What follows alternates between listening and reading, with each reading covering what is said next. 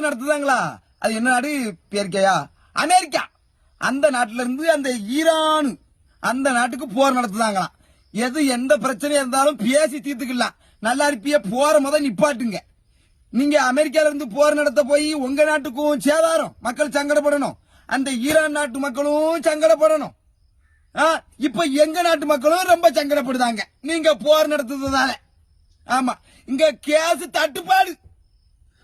ஊருக்குள்ள இருக்க பொம்பளை இருக்க ஃபுல்லா ரோட்ல சிலிண்டரை உருட்டி விட ஆரம்பிச்சிட்டு. சும்மாவே புருஷனுக்கு பழைய கஞ்சி தான் கிடைக்கும் அடுப்பு இருந்தே. இப்ப கேஸ் வேற இல்லன்னா அதுவும் கிடைக்காது. நல்லா இருப்பியா போற நிப்பாட்டுங்க. கையெடுத்து கும்பிடுதே, உலகம் அமைதியா இருக்கட்டும். அதுக்குள்ள எவனோ ஒருத்தர் பொருளை கழிப்பு விட்டா பெட்ரோல் பழுக்குல பெட்ரோல் காலி ஆயிட்டுன்னு. இப்ப பெட்ரோல் பழுக்குல போய் எல்லா லைனா அங்க நிக்கி. ஏழை இப்படி நாட்டை சீரழிக்கிய பொருளையை கழிப்பு விட்டு.